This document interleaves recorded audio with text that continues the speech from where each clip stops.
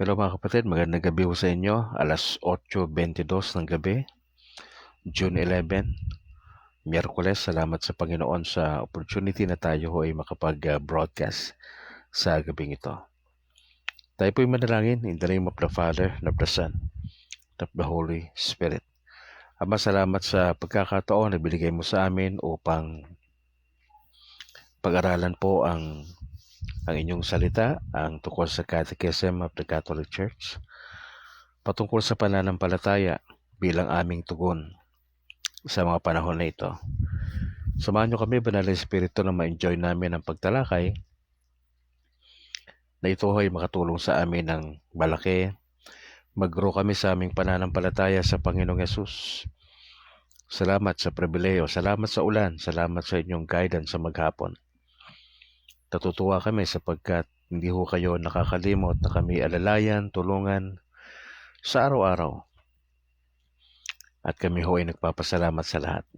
Ang inyong gabay siyang sumamin, mahal na ginang at ang aming Inang Maria, ipanalangin po ninyo kami. We pray this in Jesus' name. Amen. Amen. In the name of the Father, and of the Son, and of the Holy Spirit. Alright, magandang gabi, Luzon, Visayas, Mindanao. Salamat sa Lord sa opportunity na tayo ay makapag-broadcast. Magbati muna sa lahat ng mga bishops at mga kaparian natin sa buong Pilipinas, especially sa amin dito sa aming bishop sa Diocese ng Bacolod, kay Bishop Patricio Buson. Magandang gabi ho, Bishop Patricio. At sa lahat ng mga kaparian namin dito sa Katedral, especially po si Father Dominic De Ramas, ang station manager ng DYAF, yung aking parish priest na si Reverend Father Luan Torrefranca. Magandang gabi ho. Father Egay, Father Nobles, at sa lahat po ng mga opisyales ng simbahan po namin. Magandang gabi rin sa aking mother, kay Mama Elsie, kay Eloisa, at sa lahat ng mga kapatid ko dyan sa Cainta, sa Pangasinan, kay Ate Lydia, sa aking may bahay. Magandang gabi. At samanawa tayo ng Lord sa ating pag-uusapan sa oras na ito. Mga kapatid, magandang umaga, tanghali. Bro Alan Janeta dyan sa Hungary, God bless. Mga kapatid, pinag-uusapan po natin yung tugon sa ating nalaman natin ang aral na simbahan.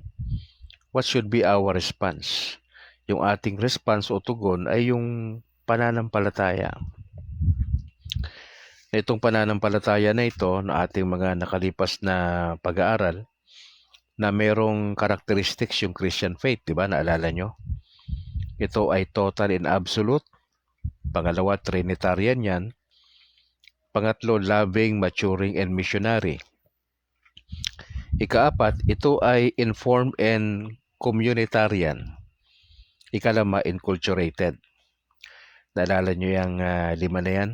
Total and absolute, Trinitarian, loving, maturing, and missionary. Ikaapat, informed and communitarian. Ikalima, enculturated. Napag-usapan na rin natin na mga nakalipas na linggo na merong tatlong essential dimensions ang pananampalataya. Una, pagdating sa ating kaisipan, yung believing. Importante, naniniwala po tayo. Pangalawa, yung ating doing. Hindi lang believing, kundi doing. Yan yung ating pagpapasya, yung ating will. At pangatlo, pagdating sa ating puso, yung ating trusting, yung paniniwala natin. Pagtitiwala. Yung paniniwala, yung sa mind, believing. Pagdating naman sa will, yan yung ating doing, yung ating partisipasyon, yung ating pagkilos, paggawa, at yung pagtitiwala. Yang tatlong essential dimensions of faith na yan, dapat ma-practice sa atin sa lahat ng pagkakataon. Napag-usapan na rin po natin yung ilang mga bagay Naalala nyo yung pananampalataya at yung tatlong classic questions na sinasabi natin ayon kay Saint Augustine. What can I know? Ito po yung isa sa mga dapat nating masagot na tanong. What can I know? Importante ito. Pangalawa, what should I do? Opo. And finally, what may we hope for? Ano yung pwedeng asahan natin? Etong tatlong classic questions na to ay mahalaga to bilang guide natin bilang mga Katoliko. Opo. Ano yung pwede kong malaman bilang Katoliko? What can I know? What should I do? Ay, ito yung pangalawang tanong eh. Ano yung pwede kong gawin? At pangatlo, what may we hope for? Excuse me. Ano yung pwede nating asahan? Magandang gabi kapatid na Divine Kobo dyan sa Calayan Island. God bless po. Kay Padre Romel at sa iba pa natin makasamahan po dyan. Mga kapatid, importante rin ho na pagdating dun sa pananampalataya at kaligtasan ay dapat makita sa atin yung maturity, no? Ito yung personal maturity natin. It takes time eh. Proseso ho yan eh. At syempre may gagawin ka para mag-mature ka. Dapat yung relationship natin sa Lord at sa simbahan maayos. Meron tayong partisipasyon. Hindi lang tayo dumadalo sa misa. Hindi ho yun yung tunay na Katoliko eh. Ang tunay na Katoliko, hindi lang dumadalo sa misa. Nagpa-participate doon sa parokya. May ginagawa. May apostolate. Merong ministry. Nagbibigay sacrificially para sa gawain ng Panginoon. Pangalawa yung freedom. Importante yan. Pangatlo yung spiritual joy. Ang buhay pananampalataya, hindi ito lagi masaya, sa totoo lang. Mas lamang pa nga dito yung kalungkutan, mas lamang pa nga rito yung mga hardships natin. Pero mas maganda na yan. Kaysa yung puro lang tayo enjoyment sa buhay, puro trabaho, pero nakakaligtaan natin yung mas importante. Yung makibahagi tayo sa sufferings ng ating Panginoon. Now, sa gabing ito, pag-usapan natin yung paradoxical characteristics of faith. Pag sinabi nating paradox, yung bang yung kaibahan, pag sinabi mong paradox, parang opposite meaning. Example, less is more. Yung bang konti ka na, tas marami. Paradoxo yun eh. Less is more. Itong parirala na ito ay contradictory. Kontra yan. Less is more, di ba? Alam naman natin, pag sinabing less, kulang. Tapos more, marami. Paradox yan. Yan yung example ng paradox. Less is more. Pangalawang example ng paradox. War is peace. Sino magsasabing kapayapaan ng gera? Di ba? Kung iintindihin mo yon, pag sinabi mo, pag narinig mo yung salita na war is peace, ang digmaan daw ay kapayapaan. Paradoxo ang tawag dyan, mga kapatid. Ano pa example ng paradox natin? Ito yung madalas na ginagamit. The only constant in life is change. Okay? Paradoxo yan. Ito po ay well-known paradox na nagmumungkahi na ang pagbabago ay yung nag-iisang bagay na nananatiling consistent. Pero kung pag-aaralan mong mabuti, pag nagkaroon ka ng reflection, ang sinasabi nitong the only constant in life is change ay hina-highlights po nito yung dynamic nature of life. Ibig sabihin, ang buhay, maraming pwedeng mangyari. Ba ngayon, di ba June, tag-ulan. Ano yung pwedeng mga bagay-bagay na pwedeng mangyari ngayon tag-ulan? Di ba? Opo. Kaya nasasabi na the only constant in life is change, yung pagbabago. Totoo naman sa isang banda. Yung totoong nangyayari ay yung pagbabago. Yung pagbabago ngayon, di ba ngayon, nagsimula na yung di ba, yung trial sa Vice President. May pagbabago ba? Kasi nagkaroon na ng botohan na ipinapasa na doon sa Kongreso yung pagdilitis mula sa mga senador, ipinasa na nila yung articles of impeachment doon po sa Kongreso. At ang Kongreso na ang bahala na mag-usisa nun yung prosesong dadaanan ni Vice President. Yung impeachment trial. Di ba? Pag sinabing impeachment, yung posibilidad na maalis po siya sa kanyang pwesto bilang Vice Presidente. O yun, dapat may pagbabago ba na mangyayari? Yes, nagbago na nga Ngayon, kung ano mangyayari doon sa Kongreso, posible na may mga pagbabago. Kaya itong change na to, mga kapatid, constant yan, patuloy. Sino yung hahawak? Ano yung posibilidad na mangyayari? May mga pagbabago. Sa simbahan, ganun din. Yung pare na nakasanayan mo for 6 years, pagka pinalitan niya ng panibagong pare, may pagbabago na nangyayari. Pagbabago saan? Sa administrasyon. Paano pinapalakad ng pare yung simbahan o yung parokya? Hindi kasing sipag siguro yan ng papalit. Di ba? Yung kanyang relasyon sa parokya, sa mga tao, magkaiba siguro. Yung paraan ng kanyang pagsasalita, magkaiba. Kaya itong changes na to, pagbabago, natural ito. Sa broadcast natin, di ba? May napapasin ba kayong pagbabago? Meron. Kaya ito ay constant, nananatili.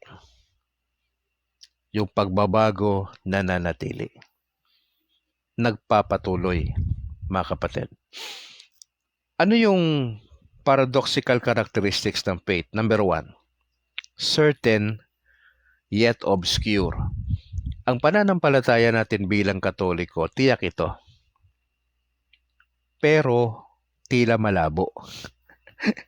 Yun yung paradox Paano natin nung sinabi na tiyak tapos medyo malabo? Anong tiyak sa atin? Pananampalataya. Ano ang tiyak? Pananampalataya sa Panginoon. Ano ang tiyak? Yung ginagawa mo ngayon, na ikaw ay aktibo sa simbahan, part ka ng apostolate, part nagagawa mo yung sakramento, at least yung unang 3, di ba? Yung confession kasama na dyan, mga kapatid. Ano yung obscure? Malabo. Pagdating sa kaligtasan, hindi naman ibig sabihin na binyagan ka sa langit na punta mo sa dulo Hindi Yung kaligtasan mo, depende ito kung ikaw ay nasa state of grace. Pagka ang Katoliko, namatay siya na meron siyang mortal sin, ang turo ng simbahan, posible na siya ay nasa impyerno. Kaya nga mahalaga yung confession sa lupa Abel magandang gabi po. Maraming salamat for joining. Yan po yung isa sa mga paradoxical characteristics of faith. Certain, yung pananampalataya natin ay tiyak, subalit medyo malabo. Obscure. Kaya nga ang importante sa atin bilang Katoliko sa lupa, hindi lang tayo may pananampalataya, kundi may kasama lagi itong obedience sa kalooban ng Diyos.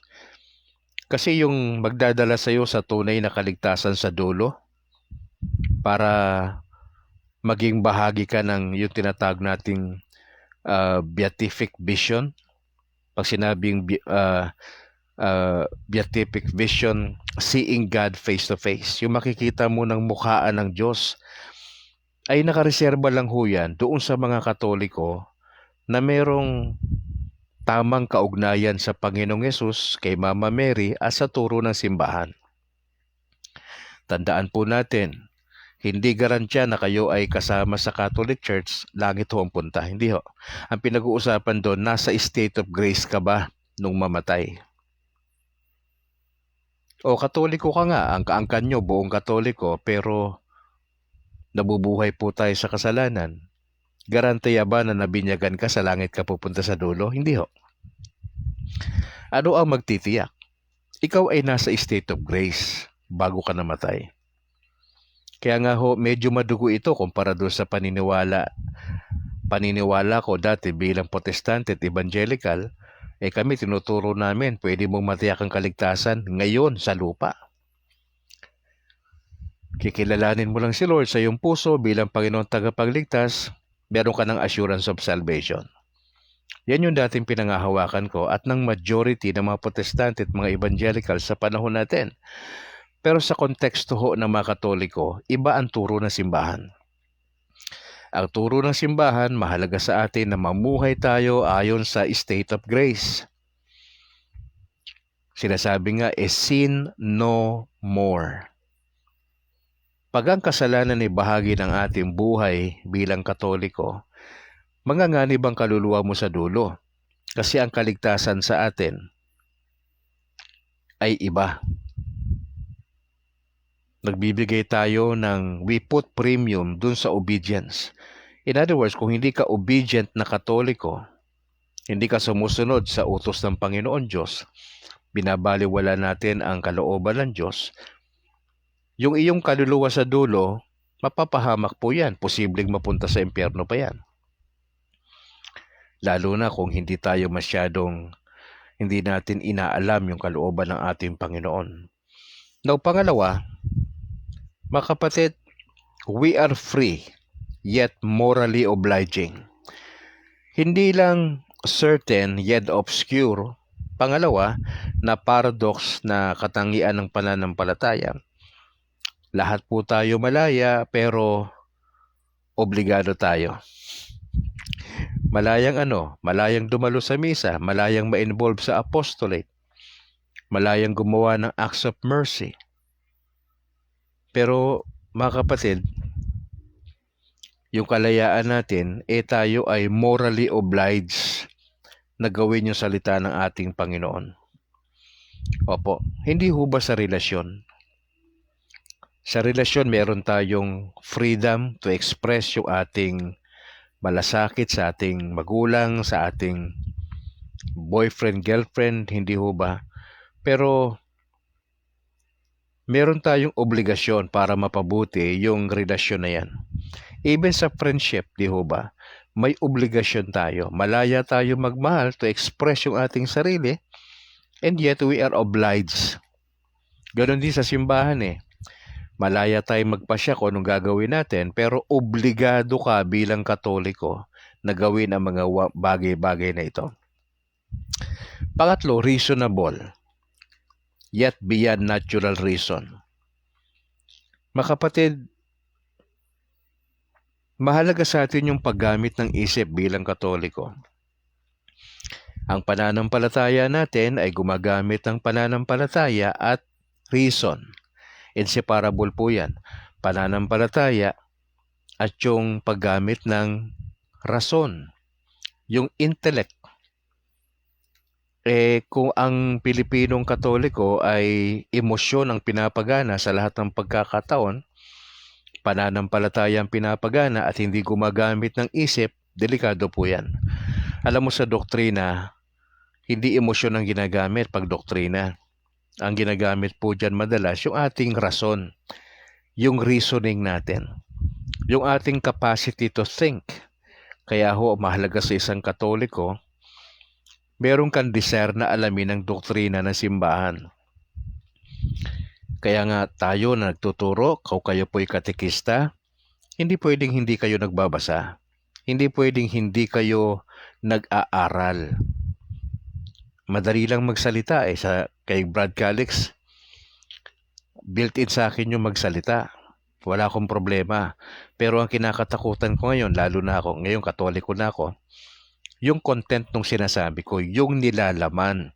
Kasi pinakamahirap sa lahat, bagamat basic, yung preparations. Yung paghahanda nung sasabihin ko ang mas pinaghahandaan ko. Wala akong problema kung paano ko to sasabihin eh. Wala akong problema doon. Ang lagi kong pinaghahandaan, yung laman, yung content. Isa po akong field reporter sa radyo, wala akong problema kung paano i-broadcast. Pero ang pinakamahirap sa lahat, pag nagre-research ka ng balita, pangalawa, sino ba yung source ng balita mo? Paano mo ginagawa yung balita?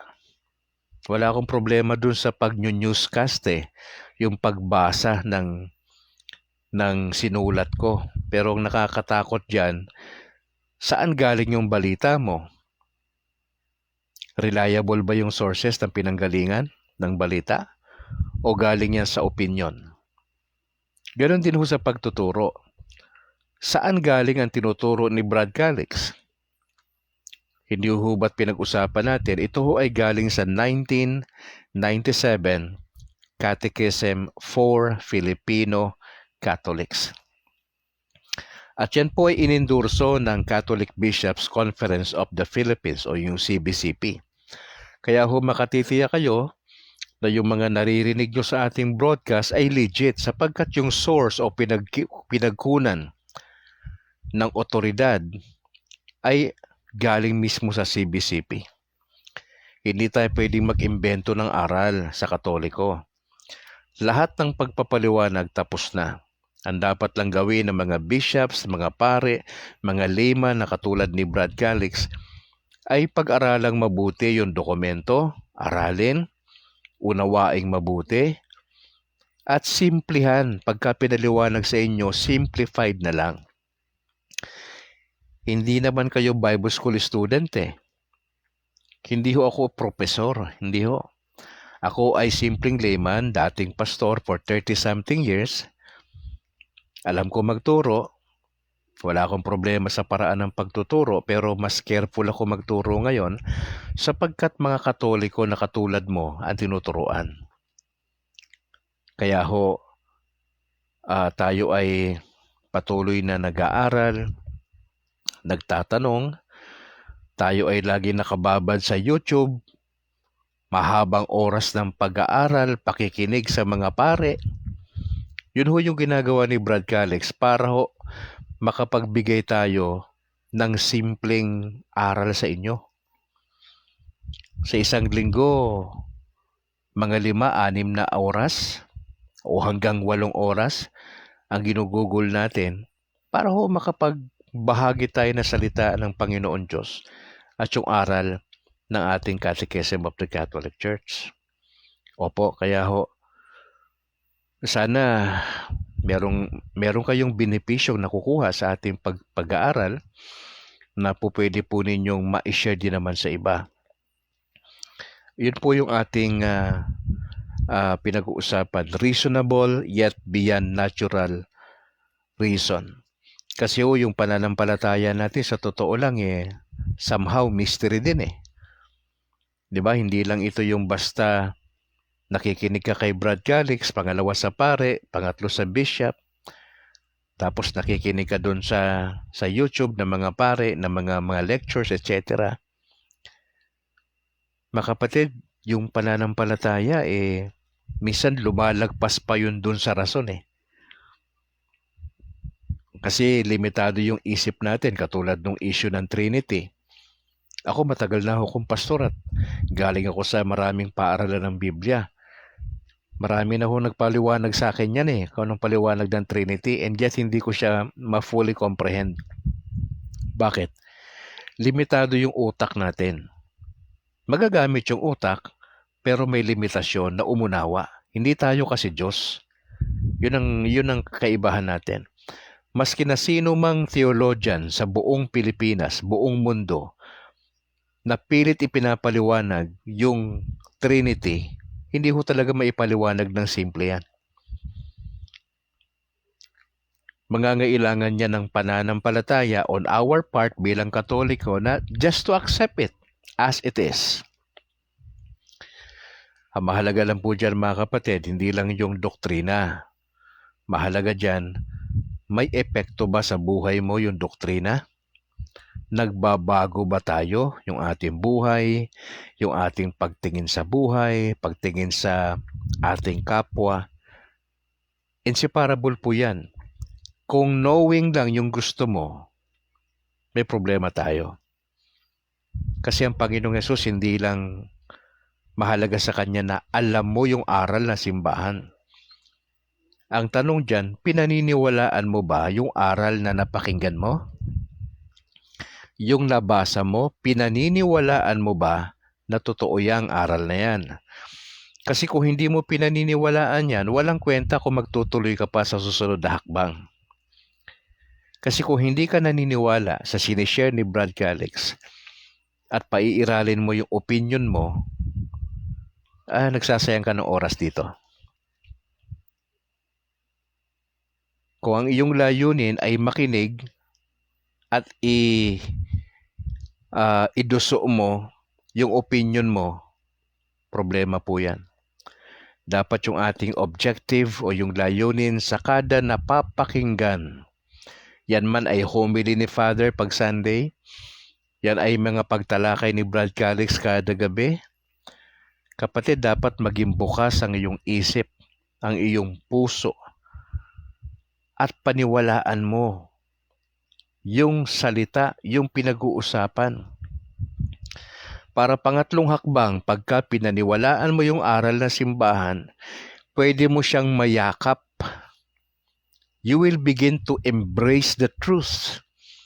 And when you embrace the truth, ika-apat na proseso, na you'll begin to share it to others.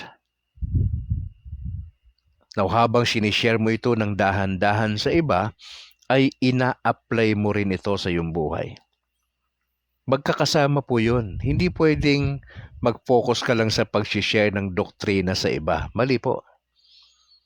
Dapat inaalam mo muna ang aral na simbahan. Paano mo ituturo kung hindi mo alam? Inaalam mo yan. Binagbabasa ka, may disiplina kang mag-aral. Kasi kung wala kang disiplina, anong i-apply mo sa buhay mo later on? Wala naman. Magsisimula lahat yan sa desire for us to know the truth. Now, yung knowing the truth, it takes discipline. Pag inalam mo ang katotohanan, you have to believe it. Kailangan paniwalaan mo ang katotohanan. And then begin to embrace it. Yakapin mo yan. Tapos isabuhay mo yan. And finally, you can now teach it to others. Kasi madaling mag-accumulate ng knowledge eh. Madaling malaman yung truth eh. Pero kung wala kang desire to apply it sa iyong buhay, may problema tayo. Yung iba naman magaling mag-share ng mga Bible truths, doktrina ng simbahan. Ngayon, hindi sila nagbigay ng pagkakataon sa kanilang sarili na ma-apply ito. So, problema po yun. So, yung 5 steps na yun ay magkakasama, mga kapatid. Magandang gabi, Sonet Senas, even kay Roger Turgo. Good evening, thanks a lot for joining sa ating broadcast. Susunod, ang pananampalataya po, it is an act. Ito'y isang pagkilos, yet a process. Ang pananampalataya po ay isang pagkilos, isang pag-akto. Pero ito ay proseso. Bakit proseso, mga kapatid? Katulad nung paglago. 'Di ba, ang prosesong dinaanan ng sanggol, isinilang yan ng nanay. Nagsimula ng kindergarten, 'di ba? Elementary days, high school, 'di ba? Hanggang sa naging adult, naging professional later on. Nagkapamilya, nag-retire sa trabaho, namatay. Proseso eh. Yung ating growth bilang Catholic, proseso. Ako ho ay bago lang na bumalik sa Katoliko. Last year lang ho June 26 to be exact. Ilang buwan pa lang si Brad Calix na Katoliko 'Di ba June lang ngayon O ngayon magwa 1 year na. Sa 26, 1 year na akong Katoliko. Sa 1 year na yan, medyo naging mabilis lang yung growth natin. Bakit? Kasi may interesado akong matuto Now, back then, panahon ng pandemya, inaaral ko na yung teaching ng Catholic Church. Yun siguro yung lamang ko sa mga nako-convert sa Katoliko. Yun ang lamang ko kasi nag-aral ako Pinag-aralan ko yung doktrina ng Katoliko bago ako nagdesisyon. Hindi ako bunga ng debate. Kaya nag-join sa Catholic Church kasi natalo sa debate. Ako hindi. More than debate. Ginamit yung utak. Inaral yung doktrina. Nakumbinsi ako na tama ang simbahang Katoliko. Kaya nag-decide akong iwan ang pagiging Baptist ko. For 30 plus years. Now, it took me 4 years to decide. At yung 4 na taon na yan, hindi ho yan ganun kadali. Struggle po ko niya sa 4 na taon. Kasi galing ako sa iba't ibang paaralan ng Biblia, Brad. Hindi ako galing sa isang Bible school lang.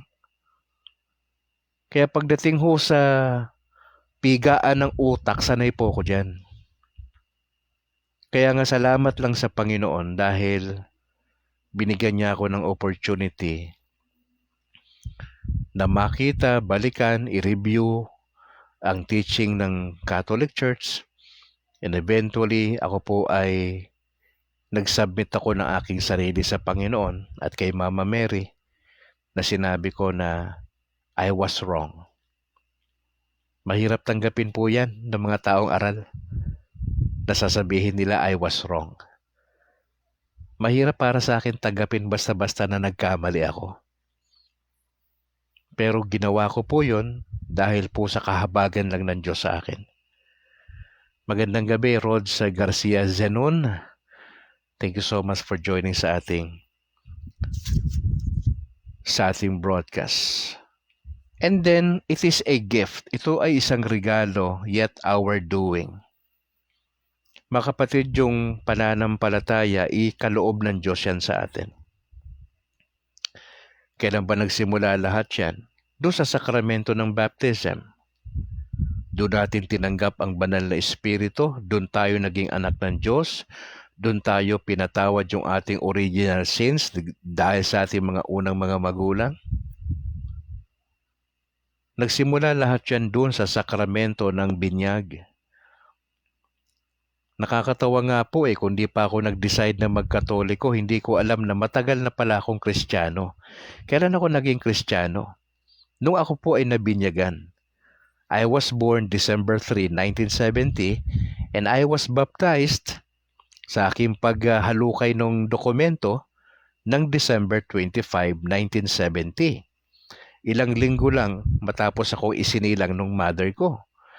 Nag-decide yung aking parents na ako ay pabinyagan sa Katolikong simbahan. Kristiyano na pala ako noong 1970 pa, December 25. Na-realize ko lang din ho yan after 54 years Mantakin mo, kung hindi pa ako dinala ng Panginoon Diyos sa kanyang simbahan, na inaral yung turo ng simbahang Katoliko, at nagkaroon ako ng public declaration nung birthday ko noong December 3 last year. Nagkaroon tayo ng public declaration at it went viral sa buong Pilipinas, nakalabas pa nga yan sa ibang bansa. And I was so thankful. Hindi dahil sa nag-viral ako. Thankful ako sa Lord sa opportunity binigay niya sa akin. Na sa kabila ng for so many years ng pagtuturo ko ng laban sa Katoliko, ay kinahabagan ako ng Panginoon Diyos. Bagamat sa latter part na lang ng buhay ko. Kasi 54 na ako ngayon Going 55 na po ako sa December 3, 2025. Mantakin mo yan kung 60 years old na ako mabubuhay Sabi ko nga po sa Lord, yung 6 na taon na aking pananatili sa lupa, itotodo ko na yan para sa Panginoong Yesus. Kaya nga ho ako nagmamadali. Nagdo-double time ako. na aralin ng turo ng simbahan at mag-share dito sa ating platform, dito po sa Facebook, sa YouTube. Yun po yung ginagawa ni Brad Calix para somehow ay makapagbigay tayo ng hindi lang inspirasyon sa maraming Katoliko nationwide and beyond, kundi yung mga gustong lumipat sa simbahang protestante ay magkaroon sila ng na ng realization, ay ba't ako lilipat? Si Brad Calix galing sa protestante, nag-decide magkatoliko. Ako, katoliko, lilipat, mag-join ako sa protestante. So yun ang ginagawa ko, mga kapatid. Kaya ho, samahan nyo ko sa ginagawa natin. Ito po ay laban nating pare-parehas. Yung pananampalatayang meron ka, meron si Brad Calix, it is a gift from God. Hindi yan galing sa presidente ng Pilipinas. Hindi yan galing sa pag-aaway-away ng Senado at Kongreso sa impeachment trial. Hindi yan galing kung kani-kaninong tao yung pananampalataya, but it was given by the Lord Himself sa atin. And yet, our doing, may part tayo. Mga kapatid, hindi tayo pwedeng paupo-upo lang sa simbahan. Paluhod-luhod lang tayo pag may misa. Hindi ho. Lalagpas pa ho yan. Dapat tayo ay involved sa evangelization. Hindi mo kayang gawin ang ginagawa ni Brad Calix na nagbo-broadcast, okay, that's fine. Pero kaya mo siguro magdasal. Pangalawa, tumulong pinansyal sa gawain ng Panginoon Diyos. We have to participate. Hindi pwedeng wala kang gagawin, kapatid. Hindi ganun ang tunay na Katoliko. Ang tunay na Katoliko ay nakikiisa sa evangelization. Okay? Hindi mo kaya to, pero andito si Brad Calix. Ano pwede mong gawin? You can pray and you can support the ministry. Ganun kasimple yun.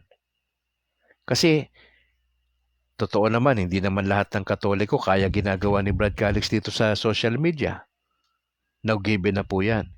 Pero kung meron kang ibang paraan na makakatulong, mag-invest ka para sa gawain ng Panginoon Diyos, mga kapatid. Kailangan natin yung free cooperation sa gawain ng Panginoon. Now next, ang pananampalataya ay personal yet ecclesial. Personal, ikaw yan.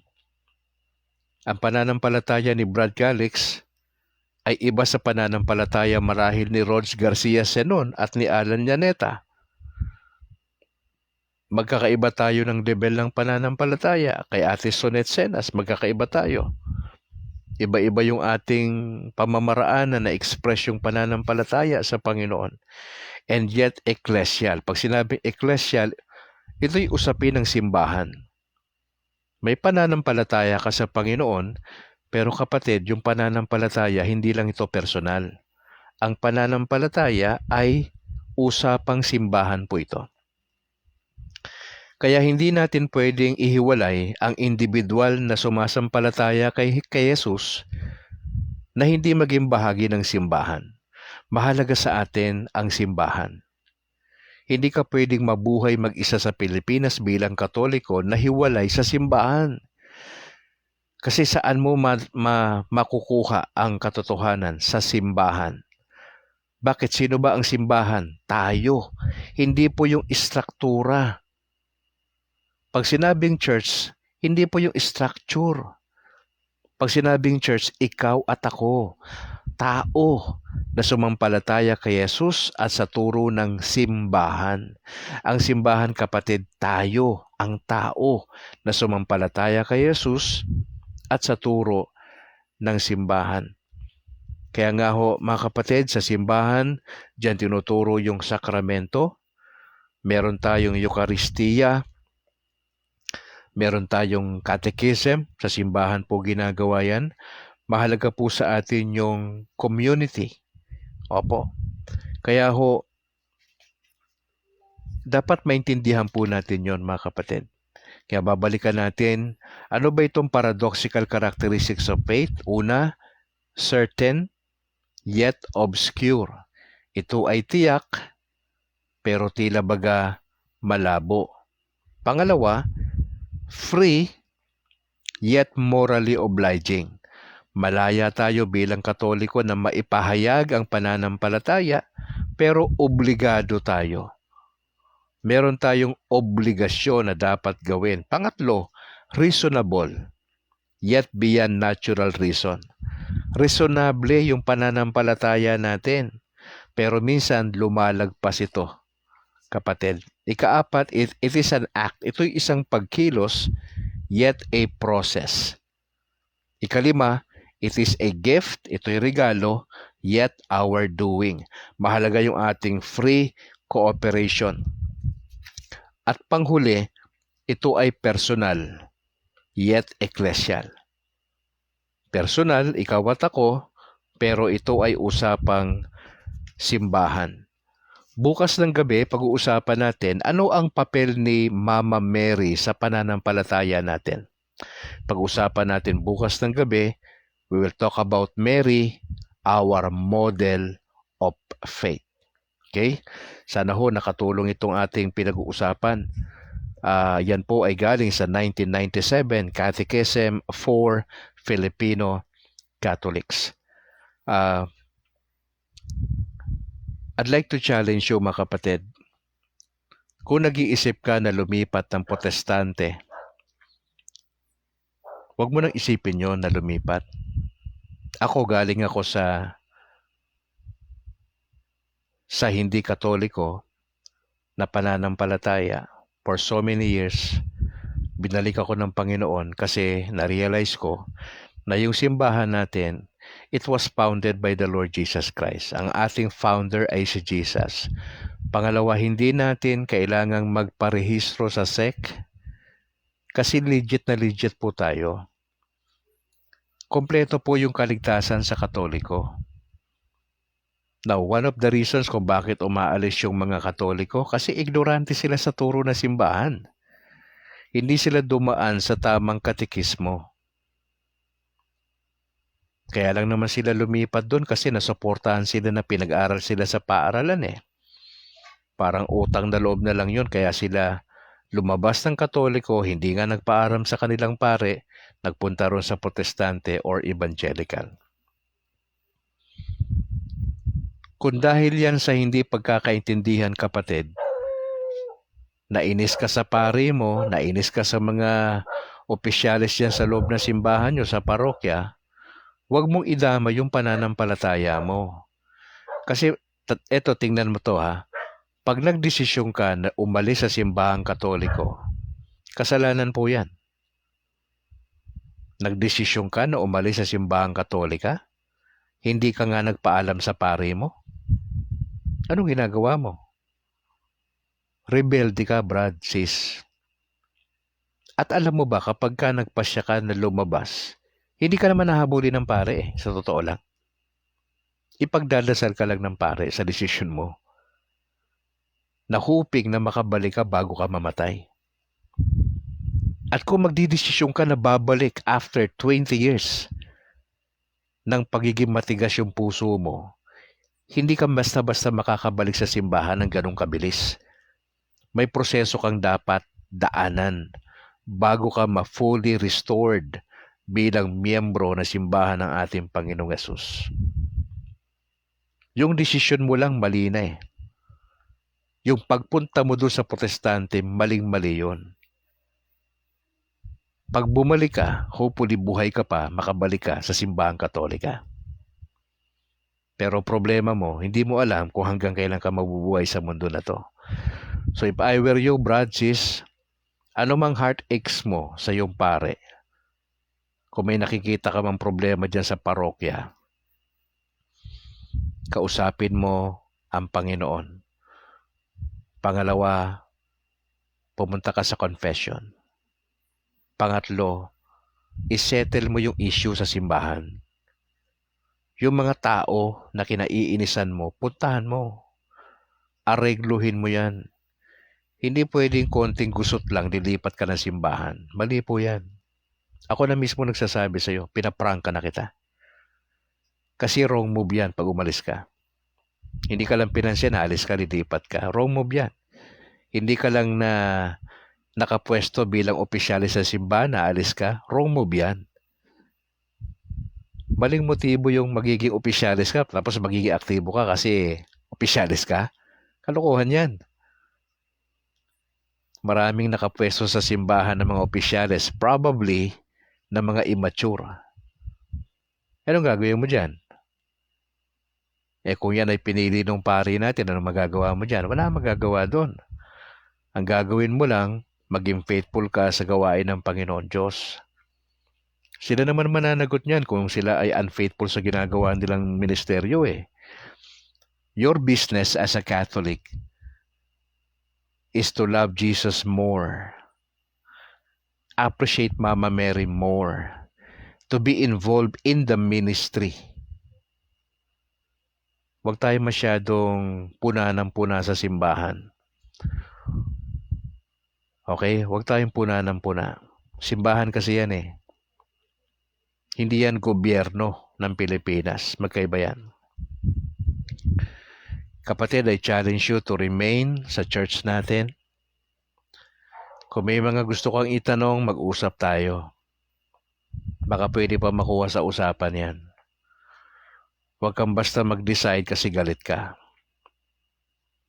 Karamihan ng palpak na desisyon kasi ang Katoliko may galit sa puso, tas nagdesisyon. Ano ang resulta ng desisyon na yan? Disaster yan Kasi galit ka kaya ka nag-decide. Pero kung kumalma ka na muna, nagdasal ka, in-examine mo yung konsyensya mo, baka naman ikaw may problema. And then you are trying to blame others.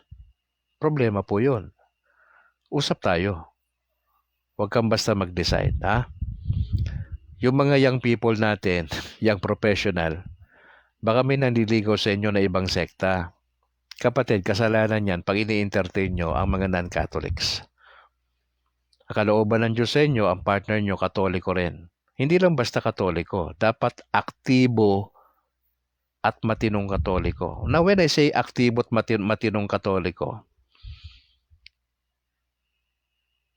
involved yan sa local church natin. Meron niyang apostolate. Hindi yan pasimba-simba lang. Kasi kung pasimba-simba lang yan, malaki yung tsansa bago matapos ang taon na itong 2025. Dilipat yan doon ng protestante. Ngayon, dinediretsa ko na kayo bilang dating pastor. Huwag kayong maglaro sa pananampalataya nyo. Kasi pag naglalaro ka sa faith mo bilang Katoliko, hindi malayo na lilipat ka sa protestante. Kasi wala kang strong foundation Puro ka chismis Ang ini-entertain mo lagi yung problema sa simbahan Walang simbahang walang problema. Ang problema lang dyan, yung sarili natin. Okay? Huwag tayong maghanap ng gulo. Tandaan nyo, huwag kayong maghanap ng gulo sa simbahan. Hindi nyo masikmura yung pari nyo dahil iba yung style niya. Anong gagawin nyo? Para magulang natin pwede mo bang piliin yung magulang mo? Hindi ka naman pwede mamili Huwag tayong masyado masiselan. Kung sino man yung pumalit na pare, wala tayong magagawa dyan kasi sistema yan every 6 years, di ba? Para ka namang bago ng bago Ayusin lang natin yung sarili natin. Baka tayo may problema Let us examine ourselves. Huwag nating magbi-blame kung kanino. Si ano kasi, Brad Calix, si ano kasi ganito natisod. Tumigil ka nga. Magkaroon ka ng sarili mong magkaroon ka ng personal inventory, Magkaroon ka ng checklist. Bakit ba ganito attitude ko? Sino ba yung kabanggaan ko dyan sa parokya? Kapatid, kung matagal ka ng Katoliko, mahiya ka sa sarili mo. Si Brad Calix, mag-iisang taon pa lang ako na Katoliko. Okay? Ako, struggle din ako sa mga ugali nung iba-ibang tao sa parokya Oo, struggle din ako sa ganyan Ako, madali ko namang maano kung ang tao na to, pabebe lang ito Puro lang ito satsat, wala naman tong ibubuga sa gawain ng Panginoon Diyos Madali ko namang maano ang tao Pero bakit nag-i-stay ako sa simbahan po namin? Kasi yun ang kalooban ng Diyos, mag-stay tayo. Yung mga nagpapasaway dyan, tatanggalin din ng Lord dyan balang araw. Magantay ka, hindi mo naman trabaho magtanggal ng tao dyan eh. Antayin mo lang. Magdasal lang tayo, tas dire-diretso ka lang sa journey mo. Huwag kang paapekto doon sa nagpapasaway sa simba sa parokya. May mga nagpapasaway dyan. Yung mga tinanim ng dyablo na nagkukunwaring katoliko, marami yan eh.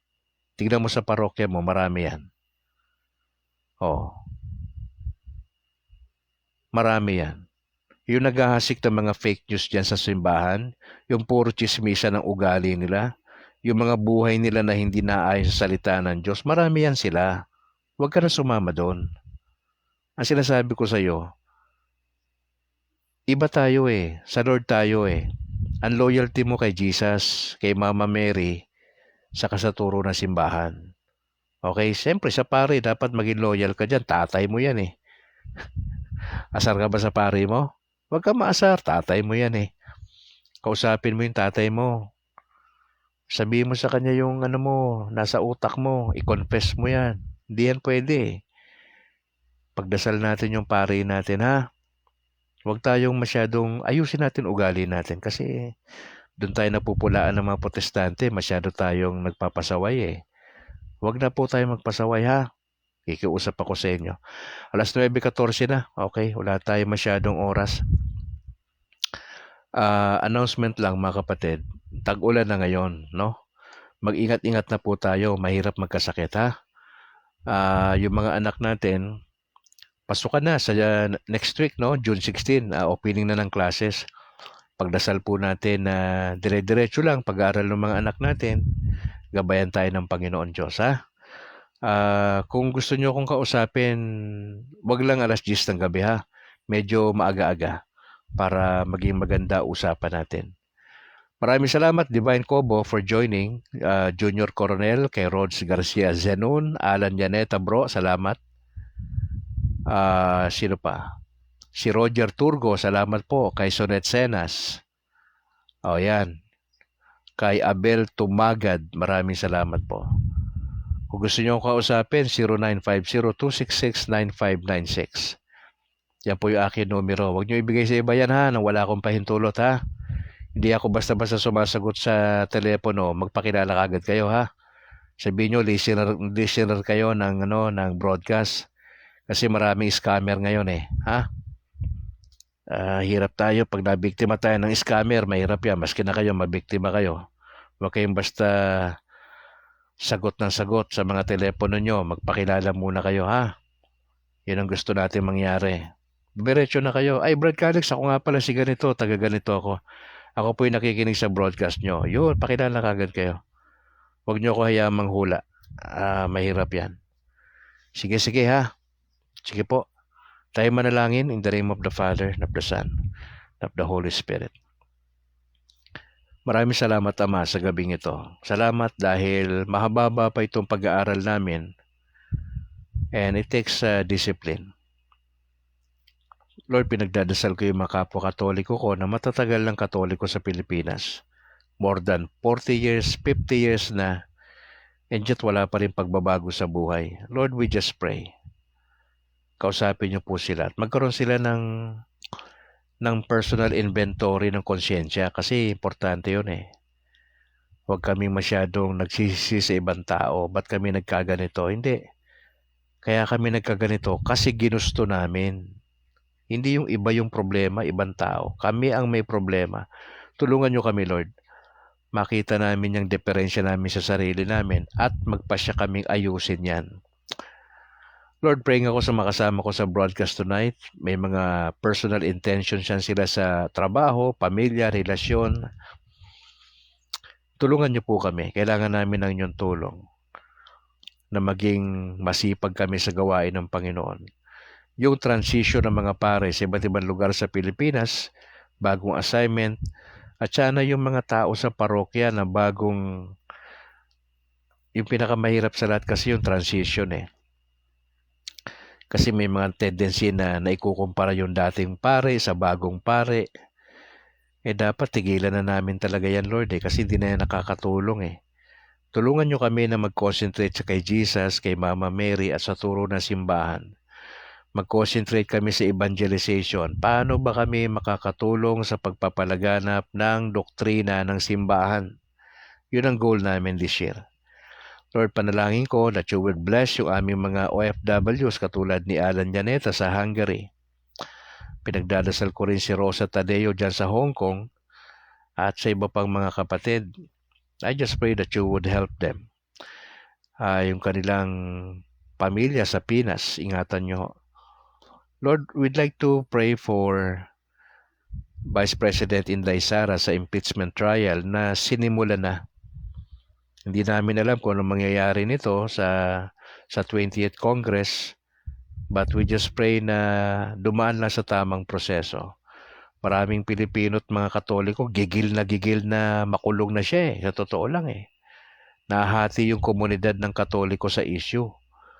May mga pabor, may mga kumukontra sa impeachment, may mga tahimik. Magkagayon man, panalangin namin na kumalma kami bilang Katoliko.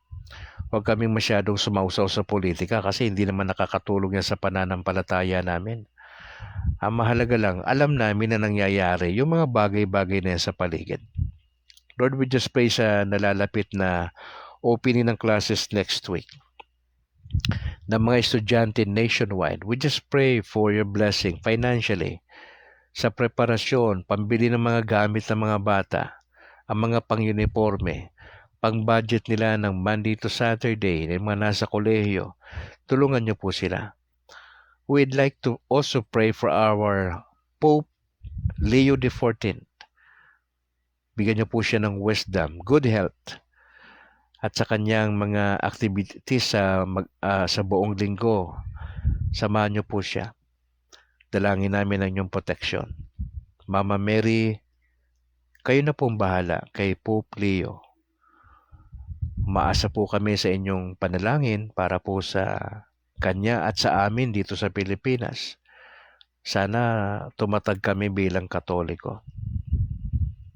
Mabigay namin yung best namin po sa pagrespeto sa inyo, kay Jesus at sa turo ng simbahan. Ingatan nyo kami sa aming pagtulog mamaya, and Lord willing, bukas magigising po kami ng maayos. We pray this in Jesus' name. Amen. Amen. In the name of the Father, and of the Son, and of the Holy Spirit. Mga kapatid, salamat for joining sa ating broadcast. Continue to pray for my wife, kay Annalyn. May mga changes po nung plano, no? Pero lagi po sumasakit yung tiyan ng misis ko almost every day. Nahirapan siyang matulog. Nagdadasal po kami na yung kalooban ng Lord para sa kanya. Alam kong hirap na yung misis ko sa mga oras na ito. Pero nandito pa rin ako sa broadcast. Tinutuloy pa rin yung pinapagawa ng Lord sa akin. At the same time, we suffer as a family. And I think and I believe that this is part of God's will para sa amin. Samahan nyo kaming patuloy na anuman ang resulta nitong dasal natin para kay Mrs. Patanggap namin ang buong buo. Na hindi kami magkagalit sa Panginoon, kundi kalma lang kami. Salamat sa inyong dasal. If you would like to help the ministry, just let me know sa iba't ibang paraan. Gusto ko lang din i-acknowledge si Pastor Noedora, ang dating pastor na Katoliko na ngayon. Pastor, ingat po kayo at samahan kayo ng Lord sa pag-iikot nyo sa buong Pilipinas. Sige po, sa ngalan po na aking may bahay na si Annalyn Ledesma, Brad Calix mula rito sa Negros Occidental. Pakishare po yung ating video and don't forget to like yung ating or to subscribe sa ating YouTube channel, ang State of Grace TV. Baka dun ho tayo minsan magbo-broadcast, mga kapatid. To God be the glory. Ingat po kayo. And bye for now.